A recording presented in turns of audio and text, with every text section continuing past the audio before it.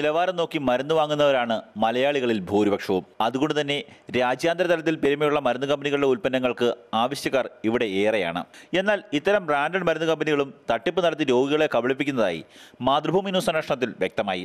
വിദേശ രാജ്യങ്ങൾ കേന്ദ്രമാക്കി പ്രവർത്തിക്കുന്ന മരുന്ന് കമ്പനികൾ മരുന്ന് നിർമ്മിക്കാനുള്ള കരാർ ചെറുകിട കമ്പനികൾക്ക് നൽകുന്നു. ബാംഗ്ലൂരിലെ പീനിയ വ്യവസായ മേഖലയിൽ പ്രവർത്തിക്കുന്ന കമ്പനികളാണ് രാജ്യാന്തര മരുന്ന് കമ്പനികളുടെ ഉൽപ്പാദനം നടത്തുന്നത്.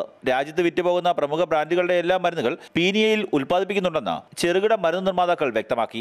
തട്ടിപ്പിന്റെ രീതി ഇങ്ങനെ: ഒരേ അസുഖത്തിനുള്ള മരുന്നുകൾ നിർമ്മിക്കാനുള്ള കരാർ പല ബ്രാൻഡഡ് കമ്പനികളിൽ നിന്ന് ബാംഗ്ലൂരിലെ ചെറുകിട കമ്പനികൾ സ്വന്തമാക്കും. എല്ലാ കമ്പനികൾക്കും വേണ്ട മരുന്നുകൾ ഒരുമിച്ച് ഉൽപ്പാദിപ്പിക്കും. ഒരുമിച്ച് നിർമ്മിക്കുന്ന മരുന്നുകൾ പല കമ്പനികളുടെ പേരിൽ പല രൂപത്തിൽ വ്യത്യസ്ത വിലകളിൽ വിപണിയിൽ എത്തിക്കും. ചുരുക്കത്തിൽ പറഞ്ഞാൽ, ഒരേ അച്ചിൽ ഉൽപ്പാദിപ്പിക്കുന്ന മരുന്നുകൾ കമ്പനികളുടെ വലിപ്പച്ചെറുപ്പം അനുസരിച്ച് പല വിലകളിൽ രോഗികളുടെ കൈകളിൽ എത്തുന്നുവെന്ന് വ്യക്തം. സ്വന്തം പ്ലാന്റിൽ നിർമ്മിക്കുന്ന മരുന്നുകൾ എന്ന പേരിലാണ് ബ്രാൻഡഡ് കമ്പനികളിൽ ഭൂരിപക്ഷവും ഇത്തരം മരുന്നുകൾ വിപണിയിൽ എത്തിക്കുന്നതും. ഈ തട്ടിപ്പുകൾ അറിയാതെ രോഗികൾ കമ്പനി പറയുന്ന വിലയ്ക്ക് മരുന്നുകൾ വാങ്ങി ഉപയോഗിക്കുന്നു. അങ്ങനെ മരുന്ന് കമ്പനികൾ കൊള്ളലാഭം കൊയ്യുമ്പോൾ രോഗികൾ ദാരിദ്ര്യത്തിലേക്ക് തള്ളിയിടപ്പെടുന്നു. ക്യാമറാമാൻ രാഹുൽ കൃഷ്ണയ്ക്കൊപ്പം കണ്ണൻ നായർ, മാതൃഭൂമി ന്യൂസ്.